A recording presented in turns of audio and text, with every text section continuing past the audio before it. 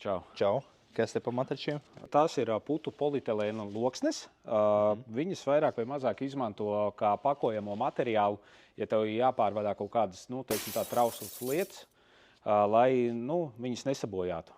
Cilvēki izmanto viņas arī visu kaut kam citam, kas ienāk prātā. Nezinu, varbūt kādam kaut kādai, uz sienas kā siltumizolācijai, vai, busam uztaisīt kaut kādu papildus, skaņas izolāciju. Attiecīgi, izmēri viņām mums nāk 2 metri uz metru, un ir dažādi biezumi, sākot no 20 mm, šādi te, beidzot ar 50 mm. Vēl kādi jautājumi? Baigi šitās citur neesmu redzējis tādas. Esmu ruļos redzējis. Ir ruļos, jā, viņi ir īstenībā, parasti ruļos ir laminātam kā apakšklājs, bet viņš nenāk biezāks par 3 mm.